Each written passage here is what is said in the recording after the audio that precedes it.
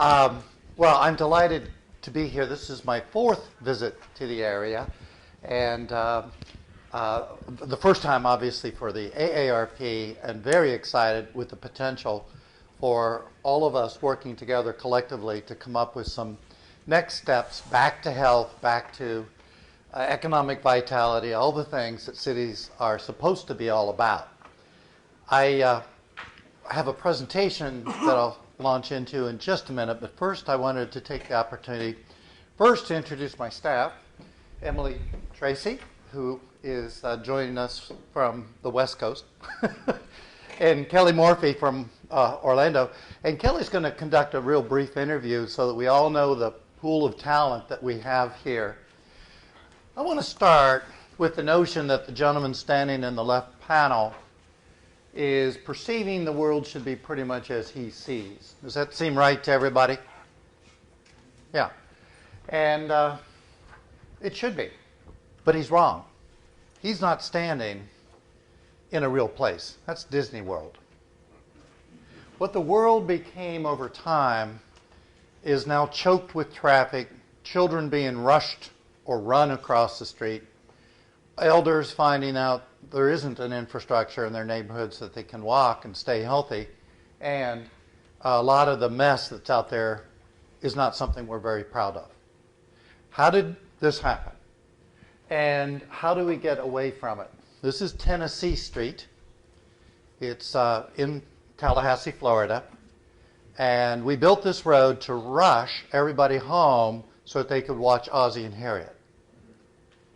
Ozzie and Harriet don't exist anymore. And in fact, there's a strong trend away from that style of housing even. And so it's time to rebuild the streets so that people can live where they want to live in safety and make good money and have good, healthy lifestyles. So as we look at any place in America and cherish the natural heritage of the mountains and the rivers and the place, we need to honor that and dignify it with the built infrastructure that we create. So the purpose of this opening today is to show us that we really still are in charge. It's not a runaway problem. We can corral and bring back good streets by working together collaboratively. To no longer just let one industry, the road building industry, dictate where we get to live and what we get to live in. And once we do this, we're going to find out that if our principle in the future is every dollar we invest in transportation has to increase land value, then we'll get it right. Let me repeat that. If we make a decision that every dollar we invest in transportation in the future must increase land value, then we'll get it right. And then we'll be on a good track. We'll go from things like this and understand that we have to start with the road. We can't ask a developer to come in and make a big investment when things, I'm just going to use a technical term, suck, right? But once we get the edges in, a good center, we'll start to see a way to incentivize the kinds of growth that we'd like to have and eventually frame the commercial street and even over more time, figure out some additional tools to bring even more people in. And it doesn't matter whether it's a strip center, it can convert. Or if it's a street, it can have well-defined edges and good buildings. Or a downtown, we can restore its economic vitality and health. So AARP has jumped in this feet first and really has moved forward. This is our 40th community that we've worked in since this program was started. And we're very proud of the volunteers that bring this together. This is what it feels like to me as a person who comes in as the interloper to every town, knowing that you've already got your history, you've already got your culture. All I get to do is take a few photos and tell you how you're doing. And then you'll know what to do. But it's done one community at a time, one walk at a time, and these are very common scenes. Vernon, Canada, British Columbia, a wicked mess where we forget people, but don't forget the freight. We never forget the freight. We don't have to worry about that. We won't forget the fairy, no matter what. But we may forget a 90-year-old in Paradise, Hawaii, by not giving her a chance to still do her own shopping unless she has to struggle to do that. Now, I like to say that what AARP represents in this effort is all people in America. Although it's going to benefit all of the boomers as they hit that age, it's going to affect and help our children, ourselves. But we have to recognize we've made some pretty gross errors. We now prescribe more antidepressants for our children than any time in the history of the world. We do the same now with our elders. They are not able to get out as often as they should, socialize as much as they need, and overprescribe them for things that probably aren't the best thing for them as their end game in life. We can do better than this, but the way to do it is to focus on what we value. If we say we're for children or we're for the St. Children's Research Hospital, then we'd better start spending our money on the things we value and less on the things we don't. So this truly is the, when we think of the infrastructure, what we built for. Now, all it would take is looking out the side windows of those cars and realize how poorly we've provided for any other way to travel or for any other people. And now wake up and start to look at our own community and see what we failed to provide for. This was taken yesterday, and it's a sad commentary on how we've marginalized those who would like to stay healthy. So, my first point, have the community come together, declare what they really do value and value the most. Now, every community is going to have different things they do value, but until we know that and start to focus our funding on the things we value, then we're always going to be sliding and slipping and losing our traction for the great work that John Nolan and the many who followed him, who really built Kingsport and the greater Tri-Cities area. So this is what I like to say. Let's take the baton back. Give it to the citizens. Transportation planning is way too important to trust it to one profession. We can't give them enough money and we can't empower them enough to do the right thing if we're not working together, where every profession comes together. So let's just take an example. This is West Lafayette, Indiana. What did they forget? What did they forget, folks? People. What else? Trees. What else? What they value. They forgot what they value.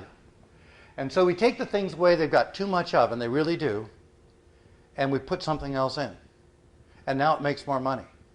And now it makes more sense. And now it's a good place to live. This is home of Purdue, West Lafayette, Indiana. Anyone here graduate from Purdue? Be proud. Anyone else here ever hear of Purdue? Oh, okay. Just checking. I know you've got some great universities here as well. Now, this is a very important graph. Somewhere around 2004, we saw, after many decades, people changing their habits. This is the growth of vehicle miles traveled, and this is a major shift in our country, and it's reflecting where we're now heading. Our Generation Y, Generation X, our boomers, all in unison are saying they don't want to drive as much. And so is everyone else in between. So this is what we're talking about. We're going to return to a better era where we look at many ways to be able to make money and to do the things we need to do. Michigan entered the recession 20 years ago, and they realize now everything in terms of their economy must focus around placemaking, that's where money is made. And as we do this, we come to realize that what we're going to talk about now really, really does matter. And the good news is, if we get to the right scale, the human scale, we'll be able to pull things together. Now, let me throw out the biggest support that you can have and need. Very simple graphic. This is what John Nolan was capable of doing and did in many communities around America. He basically gave us street connectivity, patterns, blocks, where walking was natural and it was easy. And then somebody changed the rules, and then we've been building this stuff. And it doesn't pencil out. And just to show you how this works, this particular pattern, you can get one fire station to cover this many rooftops. With this pattern, one fire station. Now think about that in fire stations. That's $1.25 million for one fire station for 1 year. Dan, I'm sorry to interrupt. Your mic is cutting in and out. Okay. I'm wondering, since the videographer doesn't need the mic, can everyone hear Dan okay without the mic? Well, the videographer just isn't cutting in and out, am I right? Right, he's fine. This is just the audience. So I should just speak with an authoritative voice? Yeah. I'll do that. Is it okay if we just remove that mic? It's sort of distracting, right, with it cutting in and out? Thank you, Kelly. So think about this. One fire station versus 4. Multiply or divide, whichever way you want to do, and now you see how much sprawl costs your community. Then add in police protection, the same ratio, and UPS deliveries or FedEx deliveries or anything you want to measure. Sprawl is causing us to lose our economy. And I want to emphasize this because your goal is to expand your tax base but not increase taxes. And so every time you incentivize or pay for sprawl, you're not only hurting the people, you're quadrupling how much it costs to run a city. This is huge stuff. So let's now talk about, well, why do cities exist? Cities exist for a very simple reason. I like to boil it down to one word. If you were to use one word why cities exist, what is that one word? Talent. People. Yes, and jobs too, right? What I refer to capture all of those things together is the word exchange. We designed, built, laid out cities to maximize exchange. Now, the exchange of our service, products, and goods, that's our jobs. That's Eastman Kodak, or now Eastman. That's all of the things that bring the jobs. That's why cities exist, so that we can all work together, live in good places. We did not build cities to maximize travel. We built them to minimize travel, but then when we get into the wrong principles, then we lose the things we care about. So as long as we focus on designing our cities for people, we'll not only have health, we'll have a wonderful economy. Now the rules are simple. These are rules that John Nolan himself could have written, maybe he did, in a different era. These are my words, but I've stolen them from all the great thinkers of all time, and they're just as true today as they always were. They will always be true, that those things that work, those things that maximize happiness, enjoyment, prosperity, everything, are always going to be built on having fine-grained streets, trails, many links, things like that, everything we see. So let's take a look at the canvas we're presented here, and note again that your instincts have been very good, very broad, and very supportive. We could do more, but you've got the building stock, you've got the street patterns, the taste for good art and celebration of who you are. Fantastic neighborhoods that keep on giving and cost the least to maintain. New tools that you're applying and enjoying the fruits of these new discoveries, including some tools that go back to John Nolan's time, like the roundabout, or back then what might have been referred to as the circle.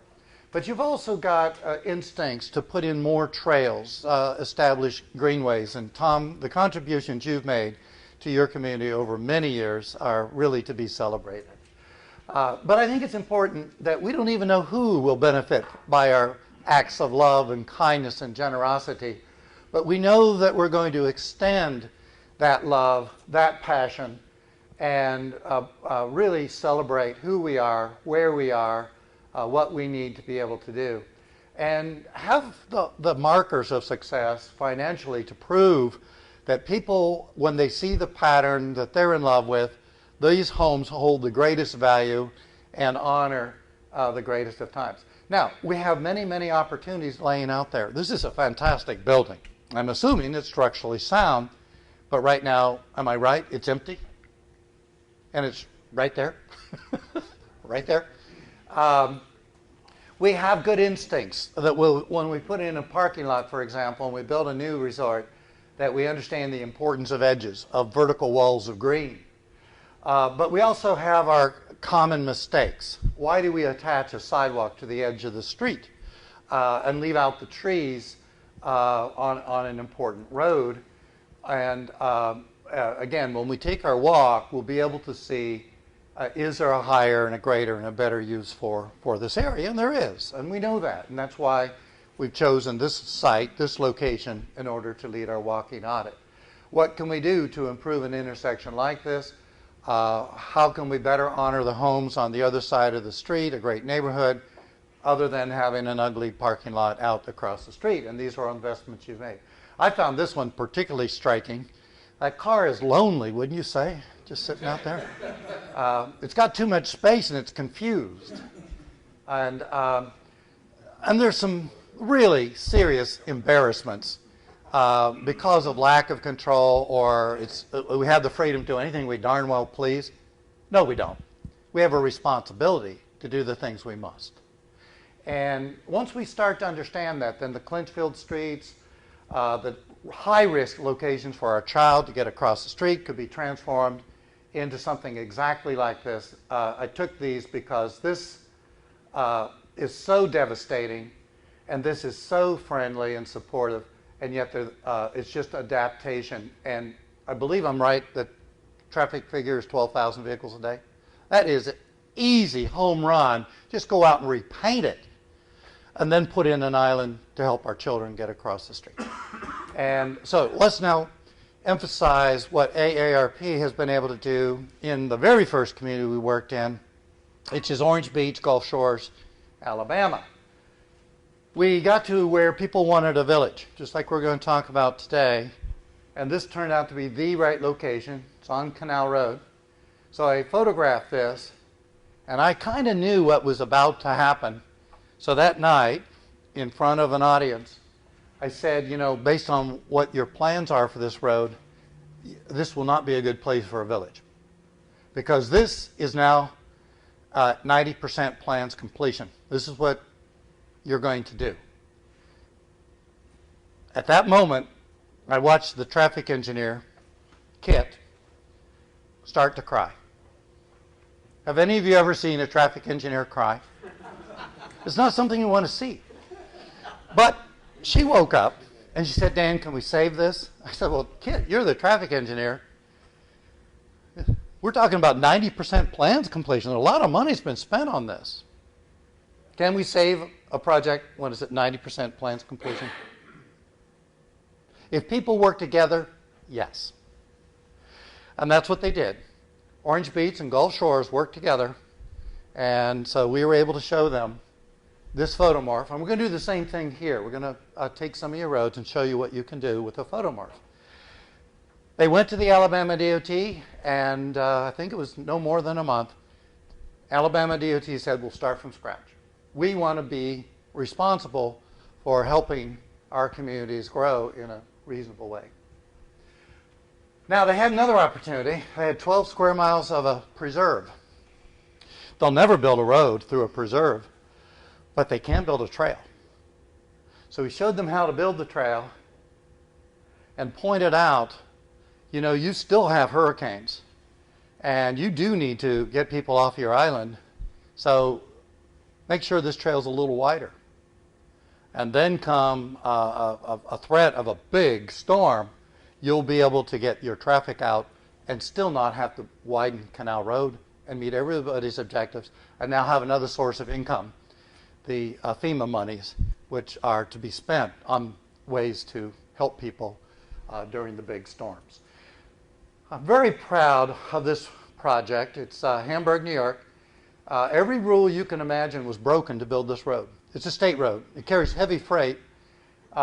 It was, at that time, a fairly unknown village. Out of the 12 villages, they were always listed as number 12. So we went in, we worked with the community, gave them permission to take out all their traffic signals, put in roundabouts.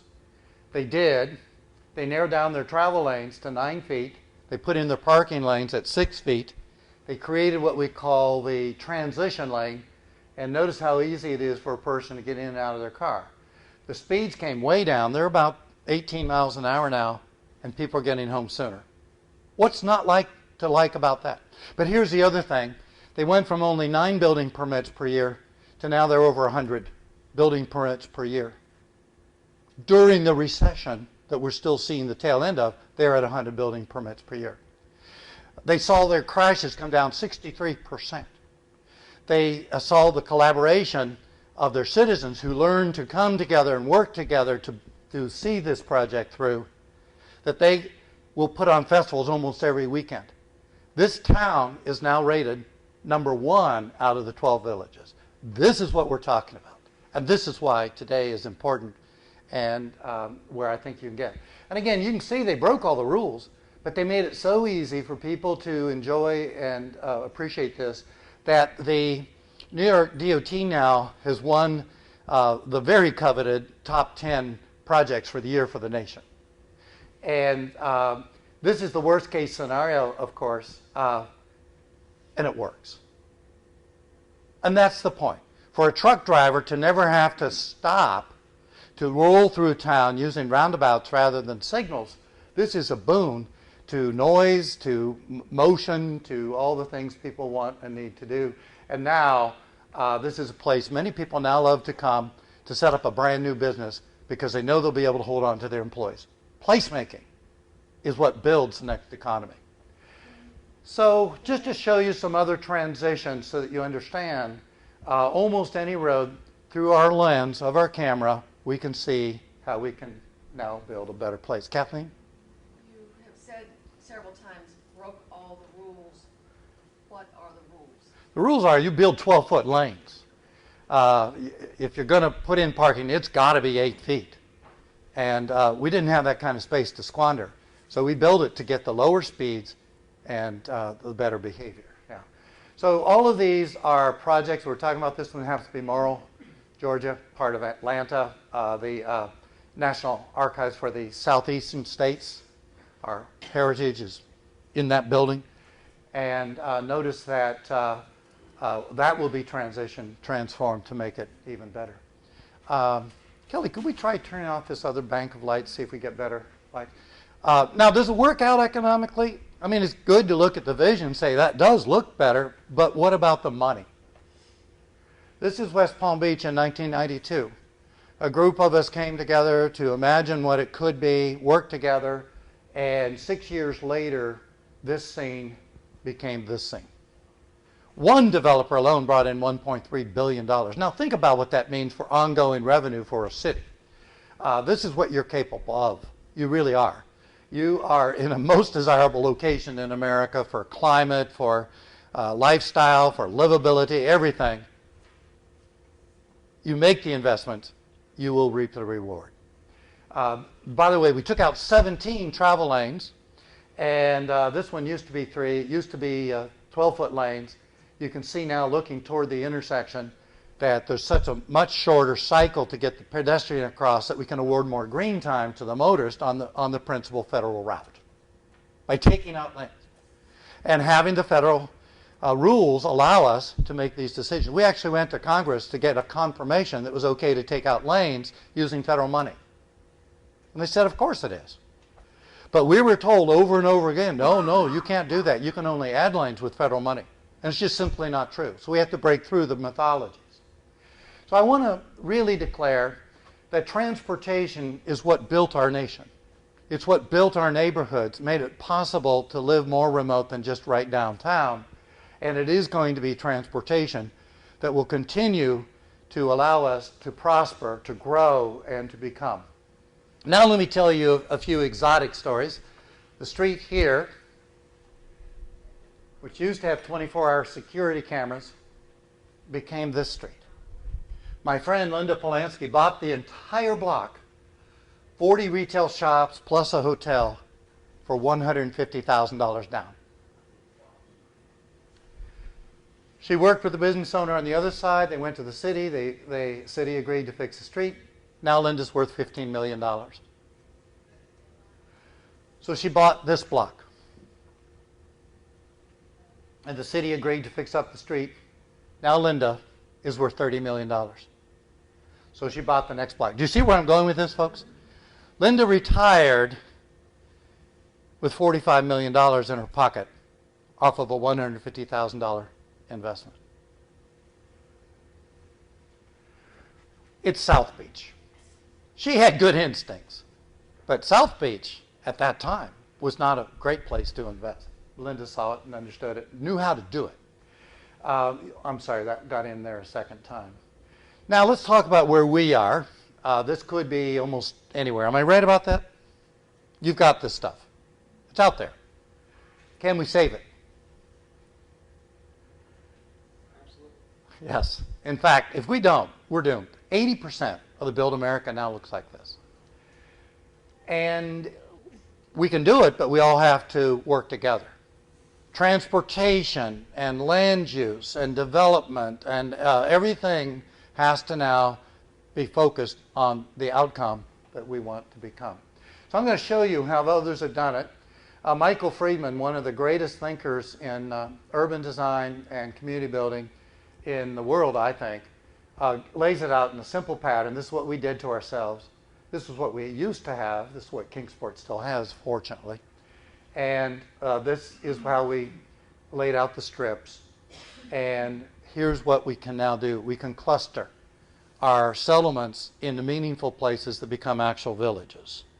And as we do that, we take the example of Arlington, what they've now envisioned, and we got to work on this project. This is the illustrative plan. Victor Dover laid it out, and we were able to come in and work on the transportation side. And I think you can see now the strength of having very, very effective transit delivery, places where people live, connections to neighborhoods where people already live.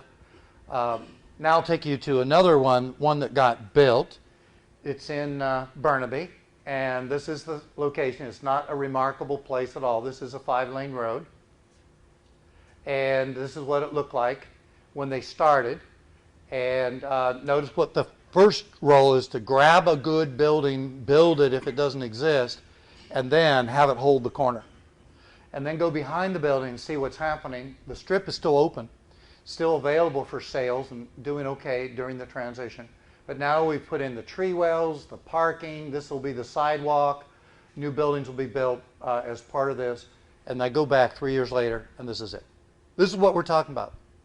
That we can rescue very carefully, very appropriately, very well selected, one strip at a time, convert it to a village. We won't save them all, but we'll save the ones that really, really will turn around. Now, in their case, because there are a lot of people that want to live there, they build, I think there are already 7 towers. But here's the cool thing. All the single-family residential stock that is there, those homes go up in value a lot. Because now they can walk into their grocery, into their hardware, into everything, and hop on a express bus right to downtown Vancouver. So by understanding good principles of design, we can convert. This is a former strip street, and just to show you how much more valuable this is. And by the way, when I talk about the value, we're talking about strips being worth $5 to $15 per leased square foot. Urban farm, what we now see in the conversion, anywhere from $25 to $65 per leased foot. This is a major shift in value, and that's why it does pencil out and it does get built. But it brings with it social exchange. It brings with it the ability to live in the neighborhood, whether you're an original investor or move to this general area. You can pack in easily 50,000 people along this corridor who will enjoy the fruits of one great street. So you start with the street and you create the investment. And now one of the things we measure is how many green grocer do we have per block. A new way of measuring. How good is our access to good food? Bethesda Row in Bethesda, Maryland, pretty remarkable remake here from strip streets to beautiful places to come. So the buildings now design differently, behave differently. We can still have our 7-Elevens. We can still have the convenience of parking there, but no longer is the parking out in front. And now we can walk right into the store. Notice the eyes on the street, the buffer. We can do the same thing with a transit station. Convert it. This is an actual transit station. Interrupt just for a second. How did you come up with the metric of success? How many green grocers there are? I made it up. But it seems to be working. Yeah. Yeah, when you get a place to really come alive, you'll see 2, sometimes 3 green grocers per block. It links walkability as well as another part of the public health equation. Access to food, ease of getting food. So all of these things just show that we're still going to have the same uses, but the buildings are going to behave. The desire to be there will be different. Now, when we go out for a walk in a short while, we're going to look at some pretty dead spaces. How can you bring these spaces back without waiting forever for the big buildings to come in? These buildings have to make sense to a developer. This is basically what you got, and this is what I'm going to recommend. They're called liner buildings. Move in a little more. They're only 20 feet deep. They make more money per square foot than your typical strip buildings. They do real well because they're urban. And now you can see why people come here and want to walk here and want to live nearby and want to make investments in the neighborhood. And again, this is what I'm going to recommend when we go out and take a look at Sullivan. Now, this is what a village looks like once it comes back alive. Now, this one had some historic roots, just like your downtown and Sullivan area and areas like that do. It took one big investor to come in and put in a new shop. In her case, it was a yarn shop. It's what she knew. And someone else said, she must know something. So someone else moved in. And then everybody said, well, those 2 people know something. And then everybody moved in. And this area started to look like this. And it was virtually dead before. And so now there are places to come, to grab a coffee, to enjoy walking into, bicycling into. You can see brand new buildings being built and beautiful parks and plazas coming in. All the things that we enjoy, the fruits of a community, because we crafted on focusing on a village rather than paving our way to sprawl. Such a simple concept. That's in Bellingham. So let's talk about the principles. This is what John Nolan knew. Connect all of your streets in a nice pattern. A block perimeter of 1,500 to 2,000 perimeter feet is the right pattern. If your rules say that, your developer has to do that. If a smart developer comes in and does that and no other developer does, you're penalizing the good developer who can't make it work. You need to change your rules to support what you want to become. What John Nolan knew many years ago. And then load it up with destinations. People need destinations if they're going to walk. They won't just go out and walk if there's no purpose, right? Some will, but not enough. And so this is what John Nolan laid out, and it worked. 100% internal trip capture, no reason to supersize the road. But then we changed the rules and made everything dumb. And as we did, we forced every trip out to the principal road, and now we have to widen the roads and then put in big screaming signs so that people will come and shop on an ugly road. We'll go back to this, and this is what we're talking about. Now, as we do this, we have to get the road right. So I'm going to share with you a street conversion. This street on top became the street down below. The speeds came from 35, 40, 45, 50 down to 10 or 12. You can see it in the fabric of the street. The upper street is a collector category road. The homes want to honor that street. The biggest mansions in town want to be there. And so people will walk because they're being watched over. Then we changed the rules. We said, no, roads are about speed and efficiency. And even though this is a collector category road, no developer in the right mind would ever build a building to this street. It wouldn't sell. And if there aren't homes or buildings watching every street, people won't walk. They're not being watched over. It's such a simple notion. So the question we have to ask is this what you would do or would not do based on the design of a street, and then get the street designs correct? And I think you can show these images to anyone in the community, and they would understand it once you get the principles down. So what we're going to refer to is target speed. What is the speed we want people to go?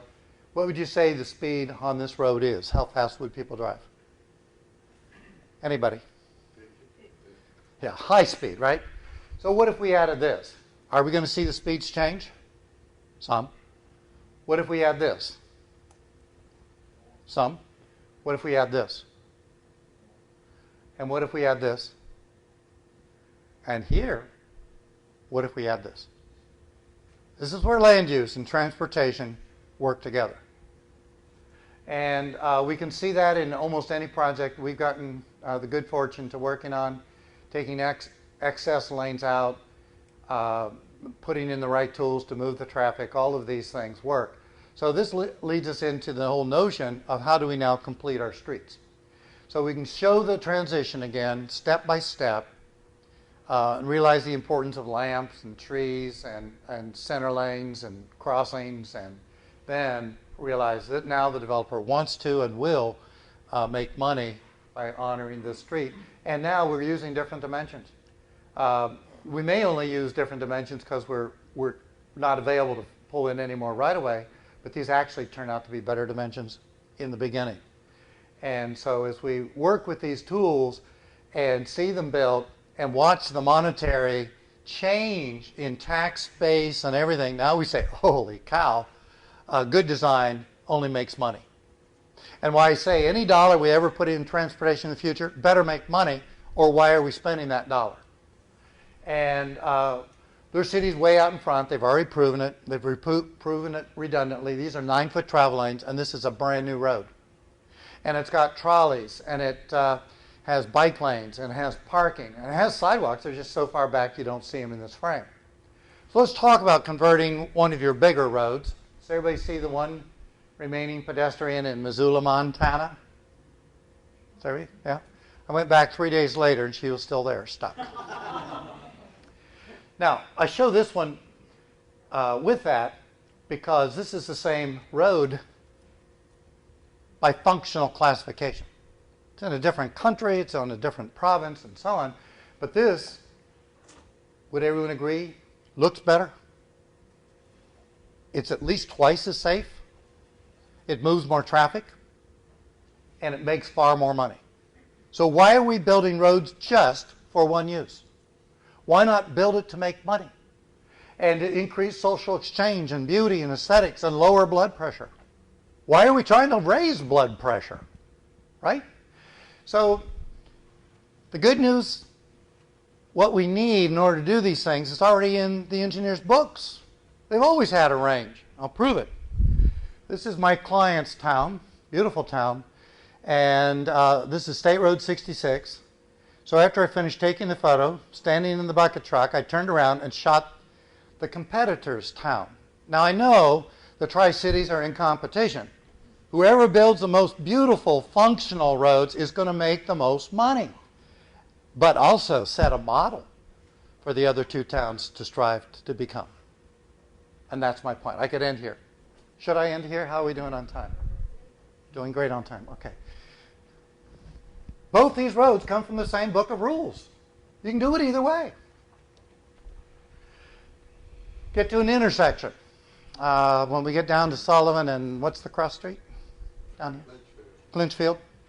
You could assume someday you're going to need to move more traffic, and you could move clear up to 25,000 vehicles if you just add in a few additional lanes for turning. That'll work. But what if you put in a roundabout? How much traffic can you move in a roundabout on the same road?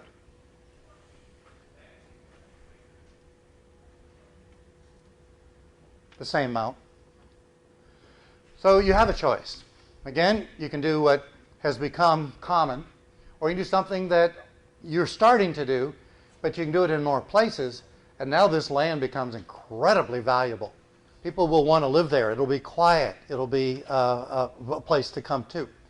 So we see the transitions from 5 lanes to 2. We add the head-out angled parking, a powerful tool. We're going to recommend that. We can do the road diets, which we've been talking about, but you need to be confident that the numbers work. You can't just go out and do a road diet anywhere. Just to help everyone understand the numbers, one travel lane, if you don't interrupt it, will move 1,800 vehicles an hour, or 18,000 in a 10-hour period. That's powerful. So this road used to be 4 lanes. We knocked it down to 2. It was carrying 18,000 vehicles a day. It's still carrying 18,000 vehicles a day because the carrying capacity of 2 lanes is what? 36,000. 18 plus 18, 36,000? Okay. But pay attention to the intersection, right? The intersection won't move that much traffic. So we have to add the added lanes and or some alternative, such as a roundabout, and now we can move 18,000 vehicles a lane. In fact, by this being 36,000 theoretically, we go to roads and we find out we do have some 2-lane roads in America that are carrying 36,000. It's not just theoretical. It actually pans out that way. So a road diet, this used to be 4 lanes. We knocked it down to 3. And we had to move 21,000 vehicles. And then later we had to close down another road and move 29,000. And this handled both the 21.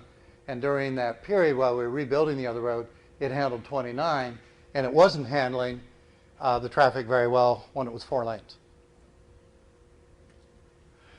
In Hartford, we're working with them on traffic calming, and we've taken 17 roads and put them on road diets, and their crashes have come down anywhere from 22% to 78%, and moving all the traffic that was there before. In Asheville, North Carolina, this used to be a 5-lane road. This is right in front of the courthouse, right in front of the city hall, right in front of the beautiful park. We went from 5 lanes to 2. You have the same opportunity on the right roads with the right traffic counts. So I'll finish out this opening by just refreshing the idea that we're in charge, that you can take things that are brutally ugly and meaningless and turn them into cash cows that make good money, create the social exchange, create quality living. And it is one step at a time, but you have to start with the street. And you have to start with some new tools, and you have to come together as an entire community, all the professions, all of the agencies and organizations, to be given permission to do these things. But once that occurs, we will see a return to prosperity, to common sense, to higher and greater celebration of our values. And we'll do it with walking, we'll do it with bicycling. These are called green Sharrow lanes. And they're in Long Beach. Emily, you got to see these. And this road carries 38,000 cars, but now we're seeing people riding bikes we didn't think we'd ever see. And having a great time, and no longer being on a sidewalk, and really finding that it's much safer, it's much better. I got in a second time, I apologize. This is where Kelly lives. This used to be a railroad track right through the middle of Winter Garden, and today it's Place. Today, that Main Street is bursting at the seams. They're adding on to it. So when we talk about trails, we're talking about equity. We're talking about health. We're talking about diversity and choice in how we travel, where we pick to travel, where we want to get to, how we can embrace the next youth of our nation, celebrate our elders, preserve and protect nature, and all of this because we use tools we weren't using forever. This is the same community, Winter Garden. This is $1 million trailhead, and also used for community meetings and everything. This is what you're capable of. So when I came and Tom saw the very early acts of trail building, I'd say, okay, this is great, but it now needs to be connected.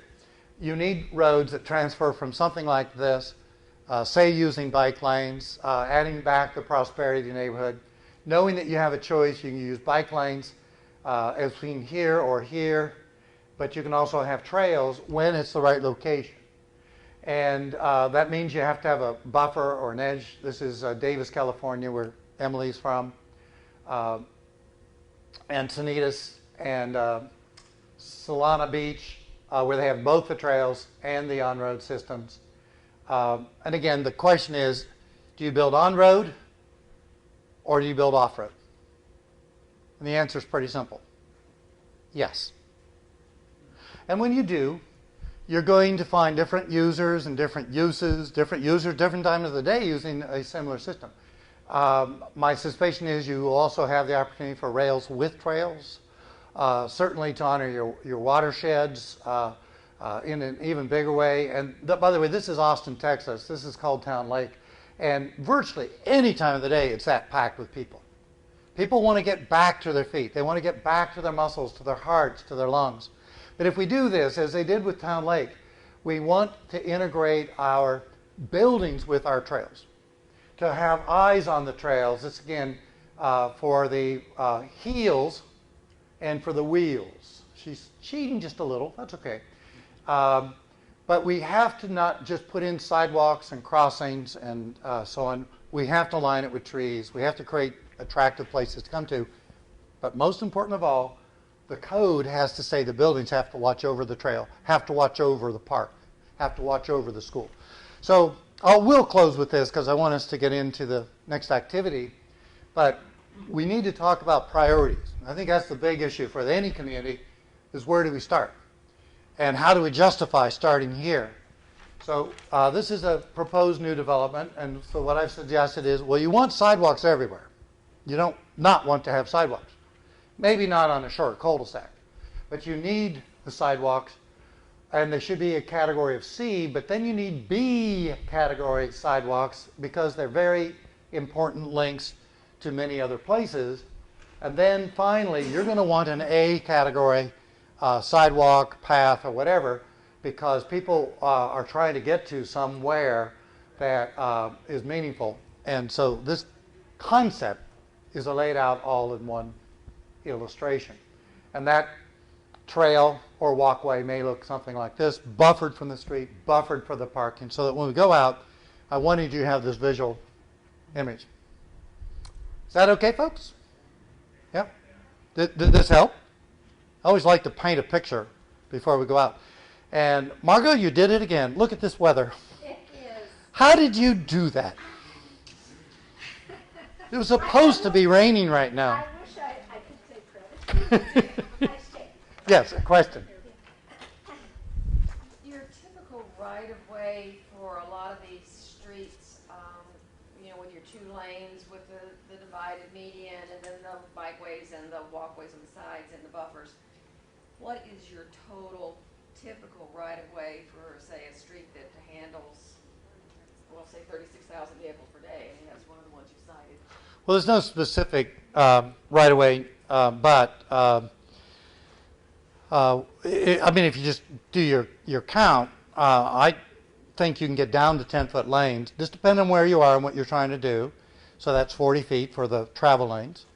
You probably should have 12 feet for your median if you're going with a minimum value. So now you're up to 52 feet. You ought to have planter strips. That's another 6 feet on each side. So to add 12 to 52, 64. And then at least 6-foot sidewalks if it's a commercial zone. So add another 12. So that gives you your right of way. Now you probably on a major road have over 80 feet anyway. So it's just about, well, how do we properly allocate? 80 to 100 on major. Okay, so you're home free. You got plenty of room.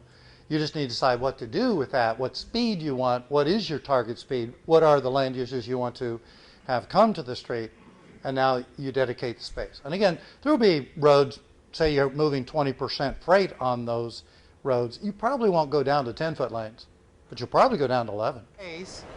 It's 10 feet wide, which is a foot wider than the normal width. And here's my point.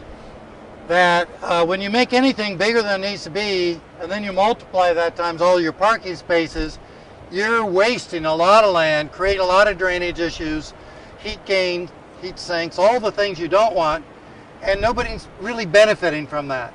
So don't go beyond what is already a reasonable standard.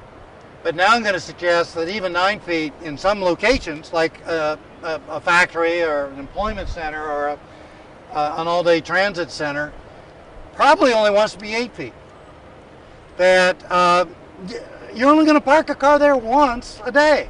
So why squander space when cars really don't need it? Now, if it's in front of a post office, yeah, you can have a car in and out every 15 minutes. Stick with 9. But give yourselves permission to go down to 8 where it makes more sense. And now you spend less money and you can add more landscaping material and make it attractive, add trees, green it up, and face the future, which is going to be hotter. But we don't want all these heat sinks and lack of trees to carry out the waters that are going to come in greater numbers some years and lesser in others. Now, here's the other thing about your space use. Off-street parking, which I would maintain you don't even need here, maybe a little bit for handicap access, can be loaded from the street. And when it's loaded from the street, it only takes up 1/3 of the space because you've already got your turn radius, you've already got your access in and out. Here you have to create it. So off-street parking, which we want to get lower and lower and lower, really is something we're going to have to pay attention to. What are your parking criteria, your parking standards? And they may be too high. They may be unreasonable. So you need to look at all your code, and especially in neighborhoods you want to see reinvestments occur, take away the grossly out of proportion requirements for off-street parking. And all of a sudden we're talking about livability. All of a sudden we're talking about walkability. So these are pretty important details. Does that all make sense? I don't want to lose anybody, but I'm going to start with simple things like a dimension for your parking. Yeah. Okay, now let's go to the street where we're going to have more fun. It's not that long for the street. This is 13 feet wide. And meanwhile, we put the pedestrian right up against the space that the motorist is driving through and attach the sidewalk here when we have plenty of space to put the sidewalk. Had we just put the space for what would be from face to face, let's get that back to that curb, 16 feet, you could put in a 6-foot sidewalk and have a 5-foot planter row on each side. And now you're inviting people to walk. Where right now you're telling people, don't even think about it. You're better off in the parking lot, right? And this is where we need to get our standards to where they relate to what we would like, which is more people walking. They have to feel comfortable. We just change the standards is don't attach it to the sidewalk or to the curb. Put it in the middle because you got the space, you dedicated space. And then if you want to make it really gorgeous, a double row of trees. So a row on that side and a row on this side. And now you've got a cathedral canopy that people just absolutely want to go from way down there, clear on up into the neighborhood.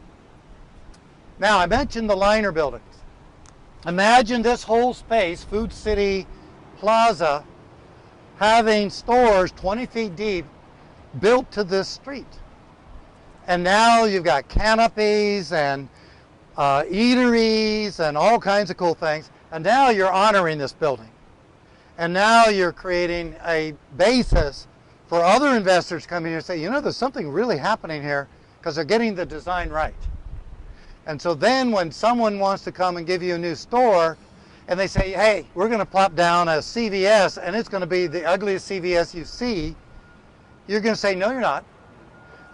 This is a neighborhood we're really taking care of. It's historic. We really want to see people come back in great numbers. And so bring us your CVS store. We want it. But build us a building that's going to add value to the land rather than subtract land for the land. Because if, say, 10 years from now, you want to move on and build a CVS store somewhere else, you want to sell your land for as much as you can get out of it. And if you put in a suburban strip store, you've devalued your own investment. All this makes sense once we start using common sense, right? Okay.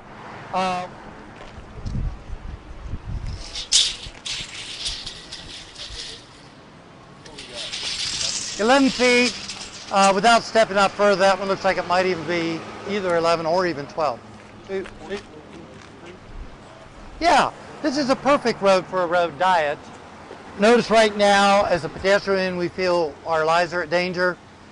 We saw motors actually move over to be next to us. I don't know what that's all about. Is that the Tennessee way? They just want to be close to you. Just say hi. That's a way of reading us. So if you change this, a very smart way to do it would be turn it into a 3-lane road. So you now have a center turn lane. And with that center turn lane, you vastly improve the safety of the street. Right now, anyone who wants to turn left is putting the back end of their vehicle right in harm's way. And now you'll have extra space left over, so now you get in bike lanes. And the bike lanes now give you a very adequate buffer.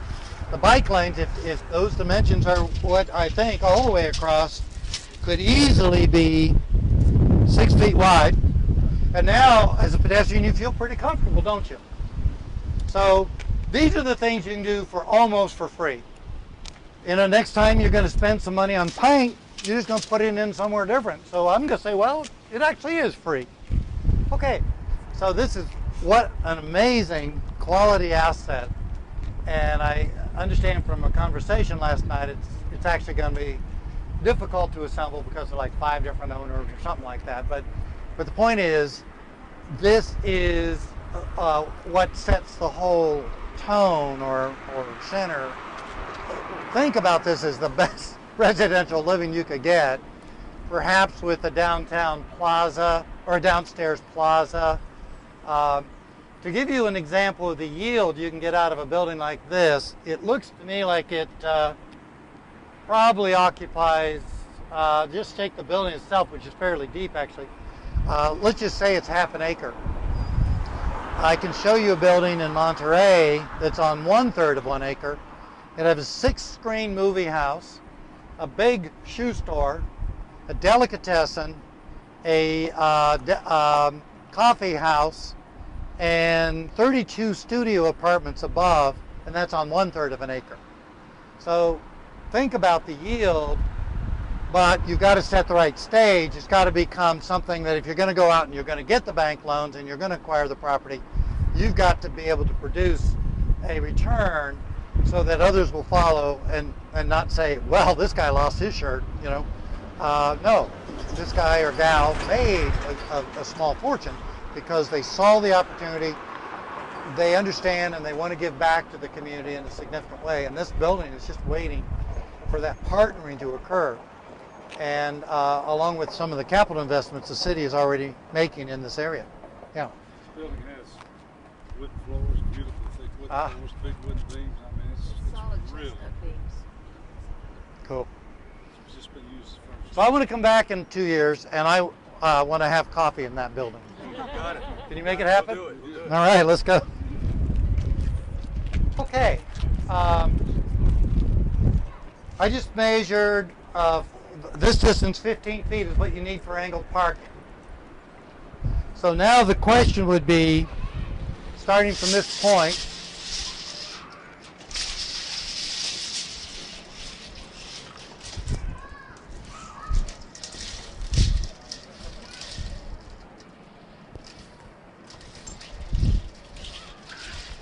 woohoo! Here's 18. 2 travel lanes, 1 in each direction. You now can get in angled parking, parallel on the other side, and now load up an area where you need far more parking on street and get rid of your off-street parking requirements. Make this a priority zone for the community until you're ready to change the whole town code and show that you can, again, get all the parking you need. Now you may want to put the parking on the other side because of all these driveway cuts, or you may want to figure out, do we even need all these driveway cuts? Figure that one out, because right now you've got a dozen interruptions. So you've got driveway cuts that are historic that have no need or value and so on. So as you come through, think of all the places you're going to be able to load up a lot of parking. Now you've got a better buffer to the street, And again, an 18-foot deck in the middle of the street, instead of looking silly, is going to look pretty smart. Does that all make sense? And by the way, then when you load up the street with the angled parking, you can put in tree wells and totally green this street. Be pretty cool, wouldn't it? Yeah, we are. And the motor's either going to turn around and go the other way, or they're going to come and see what this is all about. This is a mini circle. And they're cheap to build. You can get a beautiful one in for $15,000, or you can put a fountain in it and spend $50,000.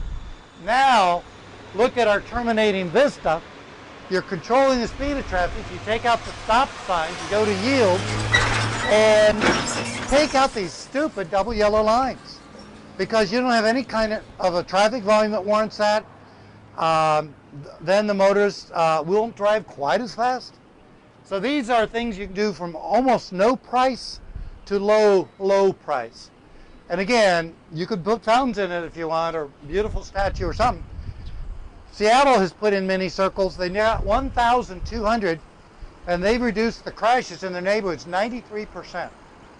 So the question comes up, what about the fire truck? The fire truck coming down the street just turns across the face just the way they do today, no different. Same with a semi, same with a bus. And it's all based on volume. So this gentleman's trying to figure this out, but he's going to do it, you know. And it's okay for him to wait a moment to figure this out.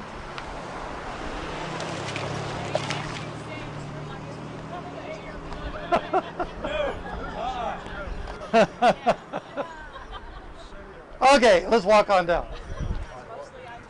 Same principle here, that if you go to angled parking, this is 15 feet right here. That's the critical part. And let me now see if I can get 18 feet. That's what I look for.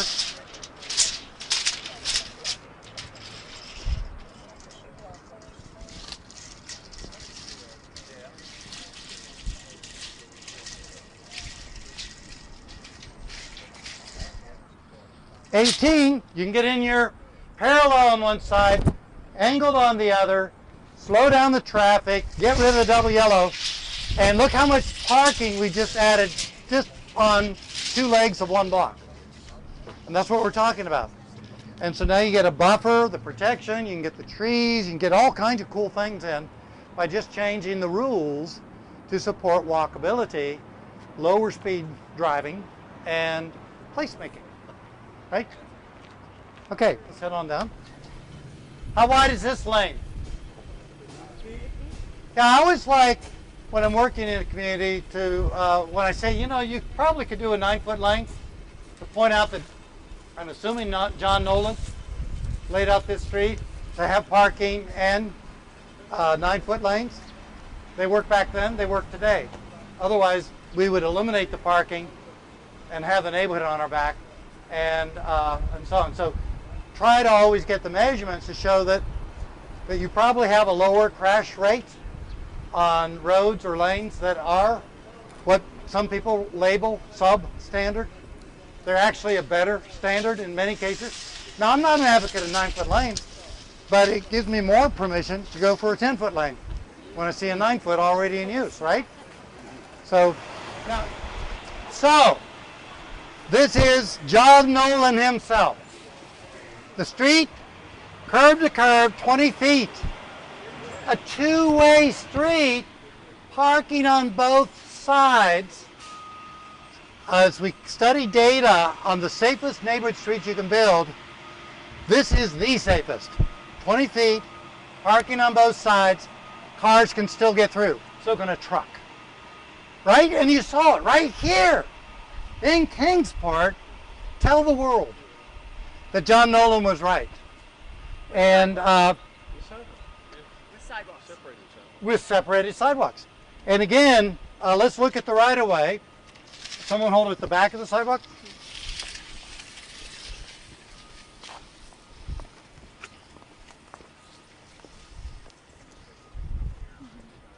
"40 feet. 5 plus 5 plus 5 plus 5 plus 20, 30 feet, or 50 feet. That's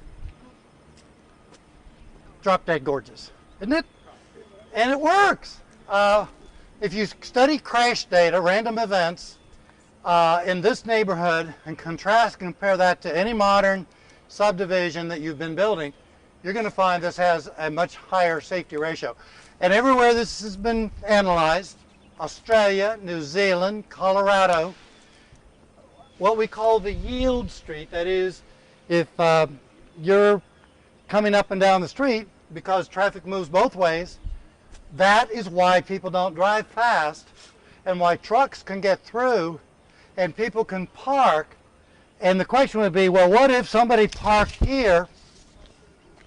First of all, they're unlikely to do it.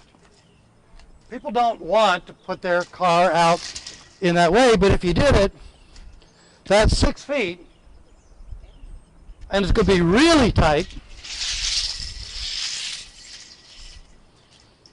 There's 6 feet. You're almost mirror edge to mirror edge. And that's why people won't park right across from another parked car. People use common sense. They did when John Nolan was alive. They use common sense today. Common sense didn't disappear everywhere. Does that all make sense? This is an amazing neighborhood. I wasn't expecting 20 feet. But here it is. The ruler doesn't lie. Okay, let's continue on down here. I think a very important thing about this park is it's the right size, it's the right scale. You can do pickup games, you can have picnics, you can watch over your children. But here's the cool thing. The homes are providing the security. Because back in John Nolan's day, the code read buildings have to watch over space, otherwise it wouldn't be used. And we still know that today. We should demand that in our code. It's not an option. You don't put backyards to a park. You don't put backyards to a school. You don't put backyards to a commercial district. You put front yards. So we refer to the street, the homes you see lining here, as the A side of the property. The A side, by code, must watch over the street. And when it does, then you can end up with appropriately sized and scaled areas. Now, here's the magic. If you can get a park in so that as you draw circles around your planning maps so that you never have to go more than 1/8 of a mile, then people will use the parks. But again, the buildings have to behave in order for people to use the park. These are such timeless rules that you don't have to study John Nolan to know that the man was smart. You just know that what looks good today looked great back then, and they built it, and people brought good investments. Does anybody know what these homes sell for in this neighborhood? Some of them are duplexes. Yeah, some of them are duplexes. Yeah, which is fine. And I think that years ago they would be selling for $50,000. If Okay. they're renovated, they'll go for that. Okay. If they're renovated. Okay.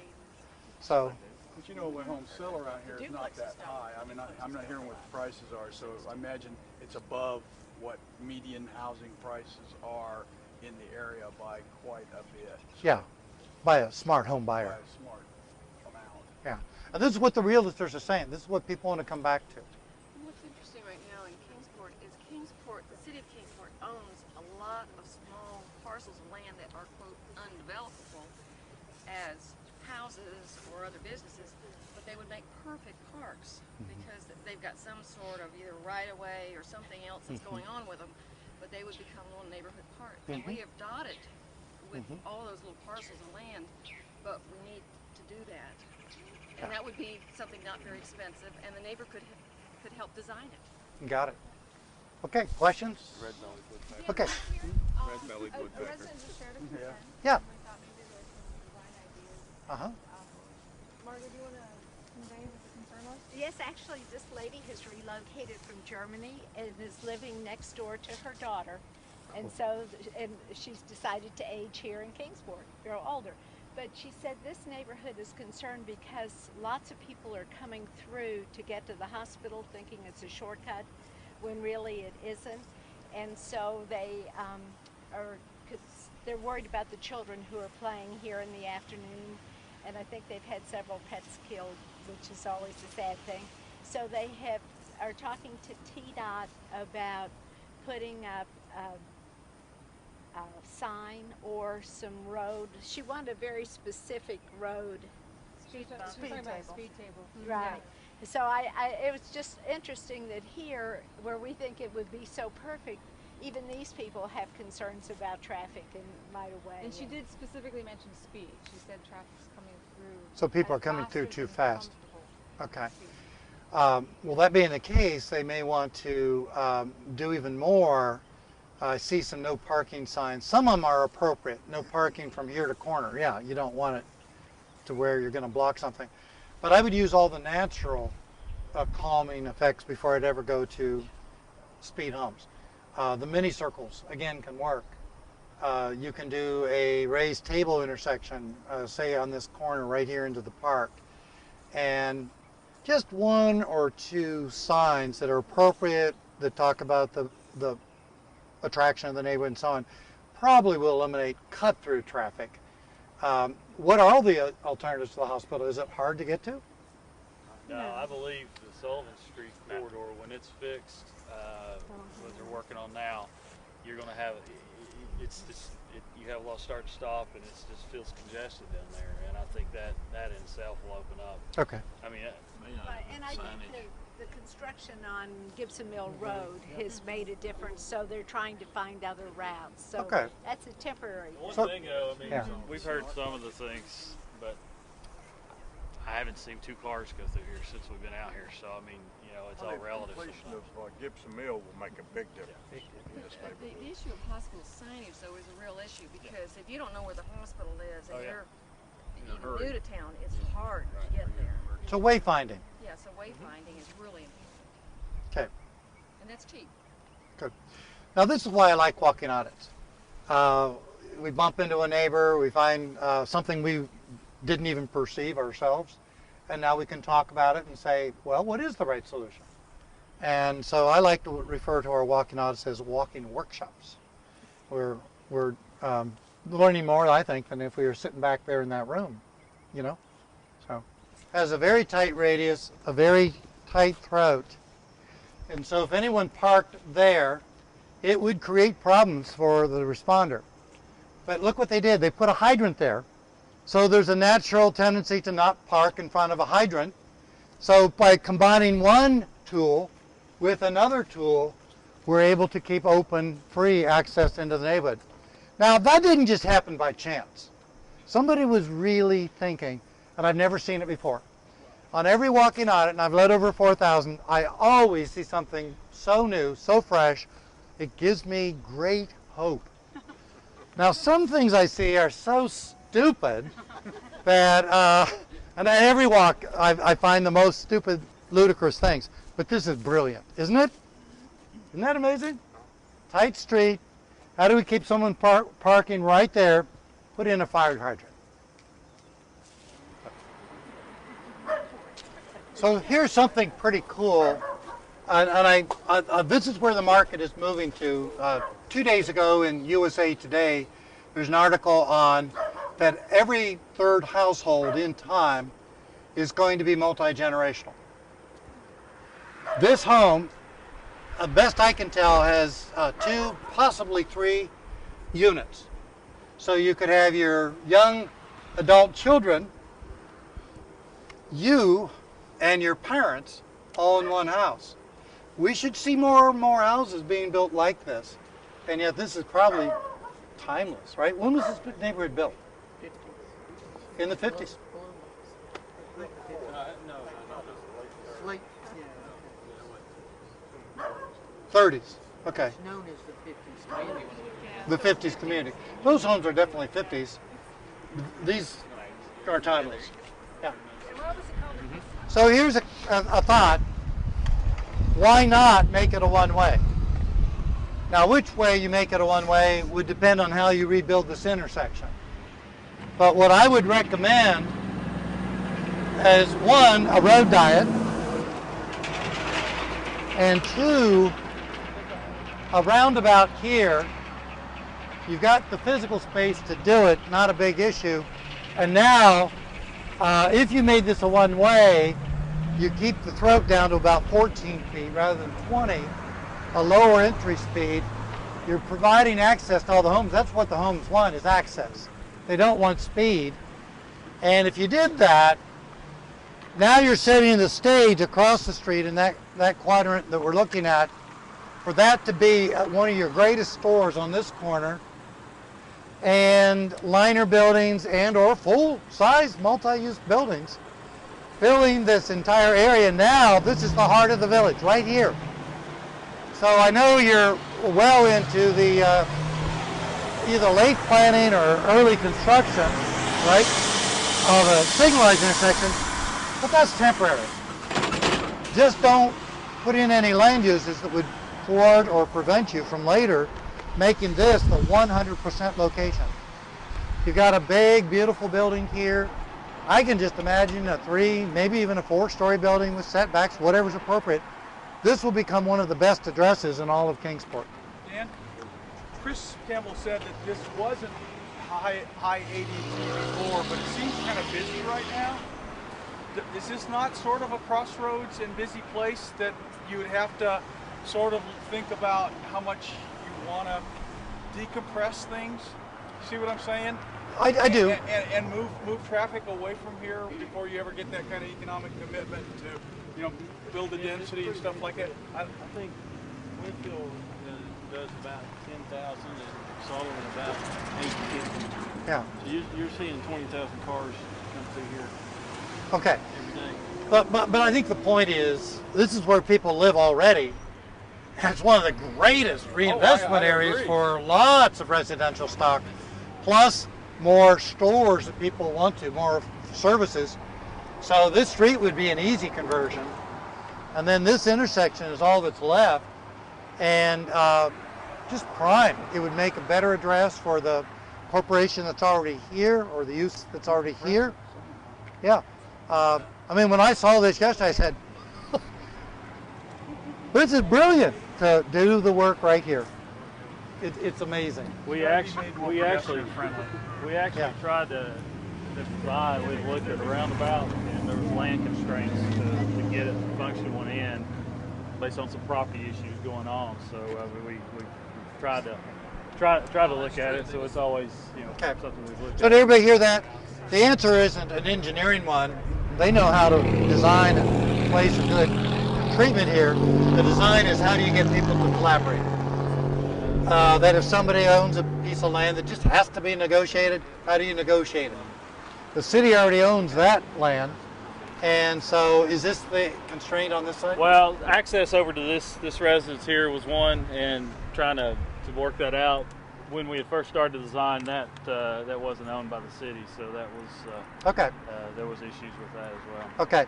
So don't think of any project being built as the final answer. It's an interim answer. But I cannot think of a greater prize to go after in a city than what you're already doing, pulling together the right partnerships and holdings in order to make Sullivan and Clinchfield one of the greatest new villages.